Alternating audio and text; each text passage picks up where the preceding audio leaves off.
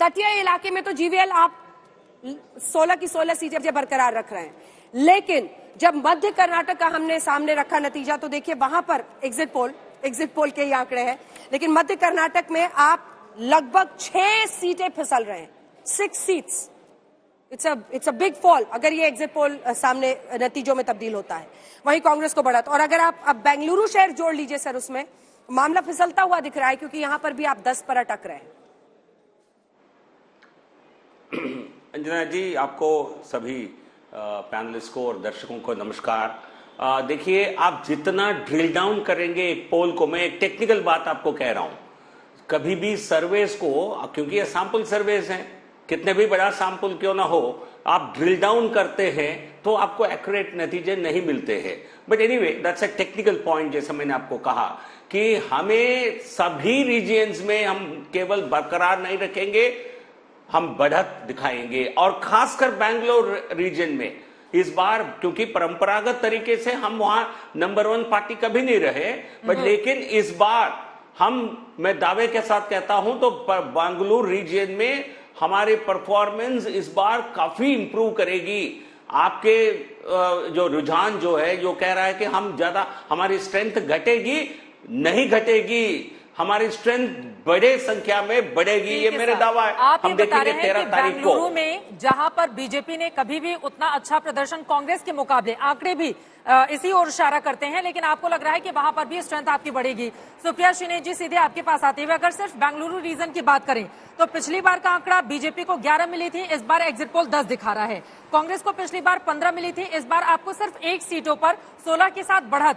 तो ऐसा भी नहीं है कि बेंगलुरु से बहुत अच्छी और बड़ी खबर, मतलब यहां पर भी कांटे की टक्कर, एक ही सीट का फासला दिखाई दे रहा है सुप्रिया श्रीनेश जी एग्जिट पोल में।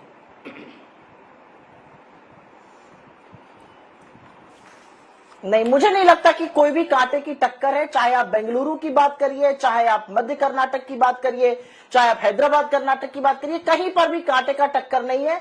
हम सीधी बढ़त में है और पूर्ण बहुमत की सरकार बनाएंगे। एक अंग्रेजी में सेइंग है, B humble in your victory.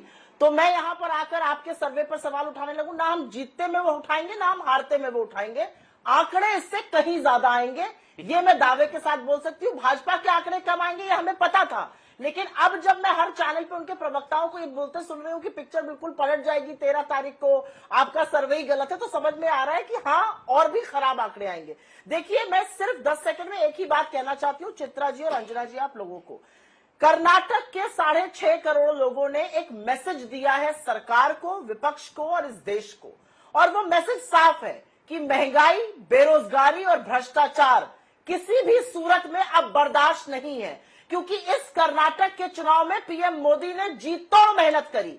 क्या क्या नहीं कहा गया इस चुनाव में, चाहे वो मुसलमान औरतों को हो, चाहे वो खुद सोनिया गांधी जी को हो, चाहे वो गांधी परिवार को हो, चाहे वो क्या क्या नहीं कहा गया। लेकिन उसके बावजूद भी हमारी जीत यह दिखाती है कि असल मुद्दों पर जनता आपको टिकाना चाहती है, उनकी अवहेलना मत कीजिए। I will be humble in my victory as I will be in BJP's defeat. ठीक है, लेकिन आज आपके लिए जो अभी तक आंकड़े आ रहे हैं उसमें मुस्कुराने की वजह है, तो आज अपना गुस्से वाला क्वेश्चन थोड़ा सा आप नीचे कर सकते हैं। जीवीएल आपकी बात पे रिस्पॉन्ड करना चाह रहे हैं। जीवीएल। अंजना जी, मैं गुस्से में रहती नहीं हूँ, आपको लगता है मैं गुस्से में अंजना रहती हूँ? जी, मैं देखिए, हमारी कांग्रेस के मित्र की जो उनका जो जोश है उसको मैं कम नहीं करना चाहता हूं। वो आज ही विक्ट्री स्पीच दे दे, ऑलरेडी आपने दिया है विक्ट्री स्पीच, क्योंकि 13 तारीख को ऐसा कोई मौका नहीं मिलने वाला है।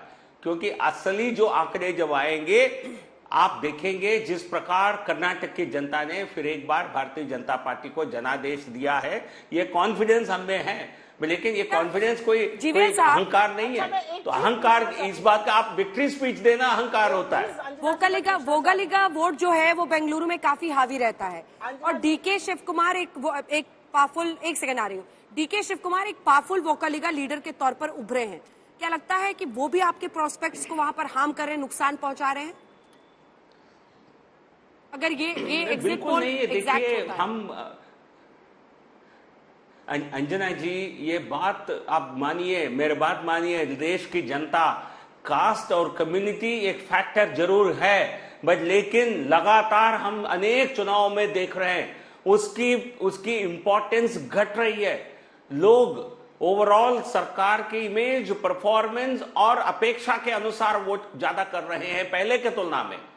तो इसलिए, नहीं तो हम त्रिपुरा जैसे प्रदेश में दोबारा जीतना हमारे लिए संभव नहीं था। उत्तर प्रदेश में केवल आप जातिगत आधारित अभी कर्नाटका पे ही रह लेते हैं सर, हम नहीं जीत सकते थे।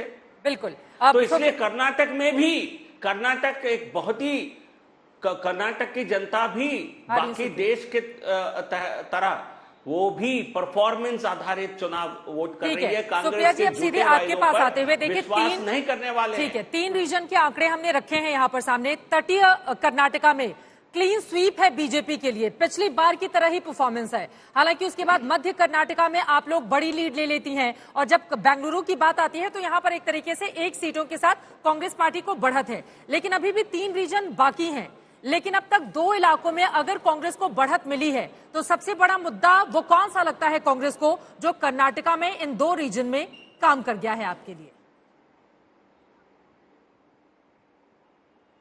सिर्फ यही नहीं, पूरे कर्नाटका में 40% कमीशन की सरकार से त्रस्त लोग, और हमारी 5 गारंटी, गृह ज्योति, गृह लक्ष्मी, युवा निधि, अन्न भाग्य और उच्चतम प्रयाण, हमारी जो सखी योजना थी, ये हमारी 5 गारंटी थी। हमने पूरा चुनाव, हमारे किसी नेता की एक स्पीच दिखा दीजिए तो इधर उधर की बात हो, सारा चुनाव हमने अपनी 5 गारंटियों पे लड़ा और इनका पर्दाफाश किया। मैं सिर्फ एक बात पूछना चाहती हूँ, और मुझे अच्छा लगा कि आज जीवीएल जी के लिए मैं इनकी मित्र हो गई, अमूमन काफी गुस्से में रहते हैं मुझसे। मैं सिर्फ एक पूछना चाहती हूँ कि प्रधानमंत्री मोदी जी ने मेहनत तो करी, ये मैं मानती हूँ, आपने अपना सारा ठीकरा भी उनके ऊपर डाल दिया था। कर्नाटक भाजपा बिल्कुल पूरी तरह से पलायन के मोड में थी, कोई नैरेटिव नहीं था। मोदी जी भी नैरेटिव नहीं बना पाए। शुरू उन्होंने 91 की नंबर से किया, फिर वो आतंकवाद पर गए, फिर वो इस पर गए, वो अलग बात है। लेकिन क्योंकि आपने you put all your eggs in one basket, आपने कहा मोदी जी आएंगे, जादू की छड़ी लाएंगे, चुनाव आपको जिता देंगे। अब अगर आप हारते हैं तो क्या ये मोदी जी की हार होगी? एक ये सवाल मुझे लगता है कि पूछना मैं उत्सुक हूं जानने के लिए। यहाँ पर नड्डा जी की हार मानी जाएगी या ये मोदी जी की हार होगी? क्योंकि हिमाचल में भी अपना दूसरा घर बताते थे गुजरात के बाहर, वहां पर हारे तो वहां नड्डा जी की हार हो गई। यहाँ किसकी हार होगी? वो जवाब देना चाहते हैं। से उत्सुकता के कारण आपसे जानना चाह रहे हैं। जी जवाब आप लोग को लगा था कि वो आएंगे और एक वो जादू की छड़ी घुमाएंगे। चित्रा जी, हमारे नेता, हमारे शीर्ष नेता हार जीत दोनों को अपने हिस्से में लेते हैं। कांग्रेस की तरह नहीं।